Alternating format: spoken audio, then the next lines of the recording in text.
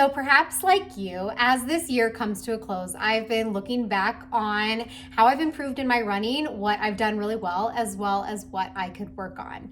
So I wanted to talk about what I feel like I've done differently this year that has really transformed me as a runner.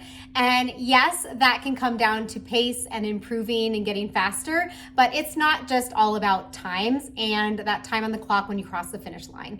It's, for me at least, about having longevity in the sport. I really want to be able to be a runner for a long time, stay healthy as I keep adding on mileage and adding on fast paces and being able to continue to do speed and long runs. And I really want to be a more durable runner. It's also really important for me to continue to find the joy in running. So you'll see at least one of these, how that translates to just being a happier runner overall.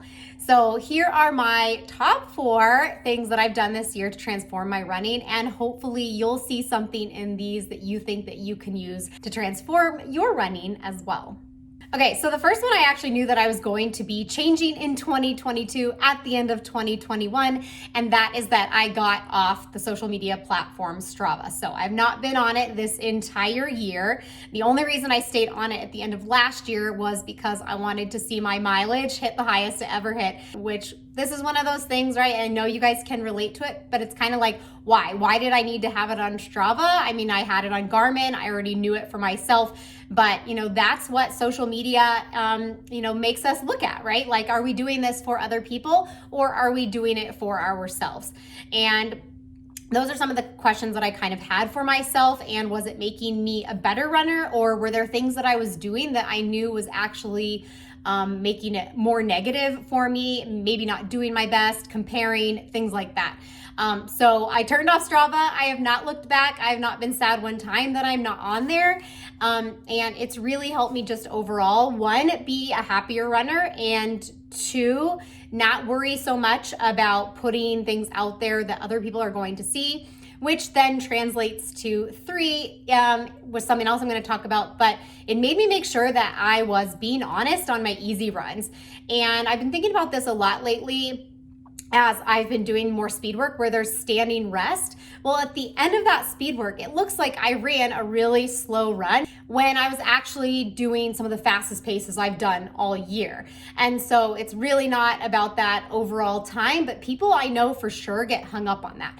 So I'm not saying at all that this is the right decision for you, but it was the right decision for me. That doesn't mean I will never be different, but I've just really been looking at social media all the way around with a different lens in the last year. And that was something for me that I know it led to a positive with my running. All right, so the second way that I was able to start doing my easy runs more appropriately was running them by heart rate. Now, if you guys have watched other videos of mine, you know how important it is to be spending around 80% of your time in that easy pace range. The problem is a lot of the time we think we're spending time in that easy pace range when we're not. And I was definitely guilty of that, not necessarily intentionally as well. And so last year I actually was able to get a watch that accurately or pretty accurately measured my heart rate. And so I started spending some time looking at my heart rate last year, and then this year made it something that I was committed to when I was doing my easy runs, that I'm paying attention to my heart rate, essentially wanting to keep it in the low 140s or under. Ultimately, guys, if you have the right tool for measuring heart rate, your heart rate is not lying to you. Unfortunately, your brain can lie to you in that it's saying that you're running easy pace when you're not. That's somewhat of an ego thing coming in. It's also what Matt Fitzgerald calls intensity blindness in his book, 80-20 Running. So this fact really popped out to me, knowing that this was something that I had definitely been doing. I've seen my runners doing it as well.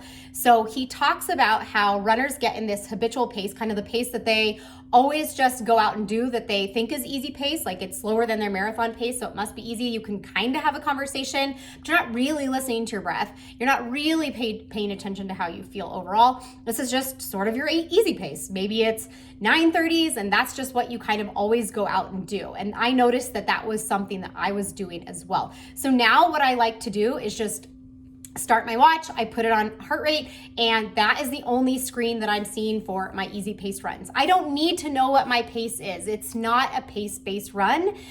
It's supposed to be easy and you can go by feel, and there's obviously lots of other factors. I'll link a video of how you can know you're running easy, but at the end of the day, if you have the right tool, going by heart rate is something really, really helpful that you can do. That has definitely really helped me.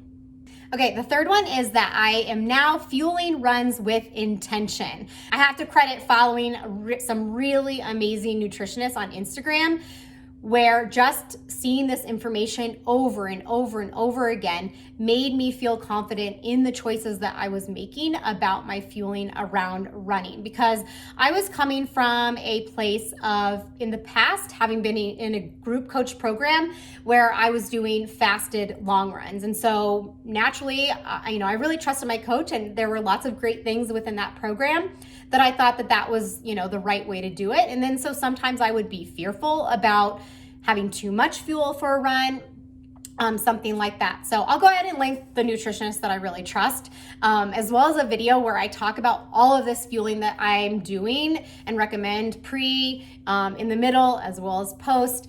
But all around, it's just making sure that I have enough nutrition for the run that I'm doing, depending on what type of run it is, if it's an easy run, if it's a long run, if it's a medium long run, if it's a speed session. And I am very intentionally looking at how many calories I'm getting and carbs. And you might think that sounds like way too much, but it doesn't have to be all the time. But more so that I want to get the most out of any of the speed sessions or the long runs that I'm doing. And I can tell that when I fuel well, get the fuel that I need, that I feel better and I perform better as well. And a lot of times what's happening is people are not getting enough nutrition. They're feeling very fatigued every day. They're not hitting paces. And that often comes back to having the right amount of fuel. So I'm super happy with this change that I've made over the course of this past year. Again, this translates to faster paces overall, but just being a stronger, more durable runner who can recover well and just feel good day to day. That's really the most important part of this.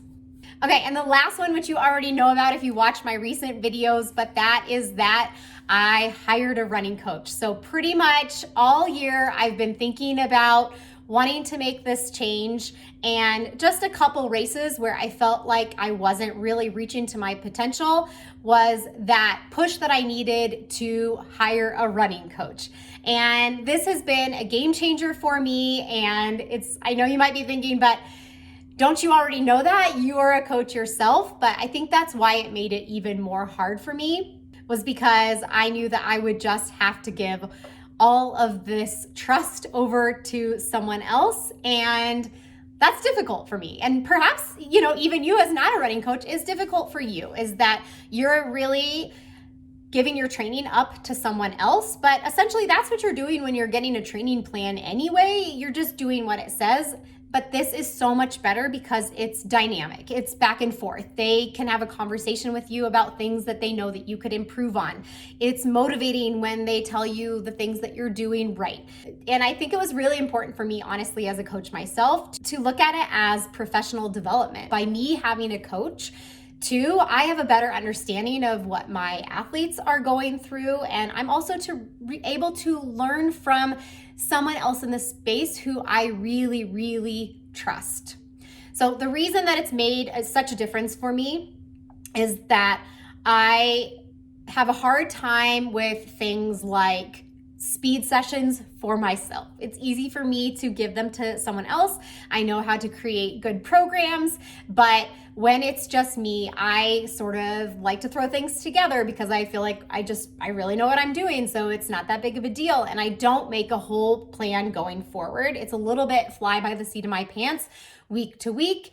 And in the long runs, I would maybe prescribe some marathon pace work, but let's say I had planned to do 6 miles, then I might just do 4 and be like, that's fine, that's good enough. And it has made a huge difference for me to have somebody else tell me what to do in those biggest workouts, because I've never had a problem with discipline and running 6 days a week and running high 60 plus weeks mileage. But in terms of just the speed work that she's giving me, It's been a huge push, and all around, it's so nice to have it off my plate and just wake up and have it right there for me, and I just do it. And it's so good knowing that someone else is going to see this as well. So I feel like my athletes say these same things. So all around, it's been such a big positive experience. And in looking for a coach, it's really about finding the person that you have a connection with, that you trust. So I had been following Sarah on Instagram for a really long time before I reached out to her. I had been following a lot of people who were coaches, and ultimately she was just the one who felt like would be the perfect fit for me. So if you are considering having a coach, you need to do this work as well. So I'm going to put my information below, but ultimately, if you don't feel like that's the right fit, then look around. There's many, many coaches that there's a fit for everyone, but it is something that I just cannot recommend enough to you. All right, guys, as always, thanks for joining me. And if you guys have questions, drop them below. Always happy to answer. And I will catch you guys in the next running video.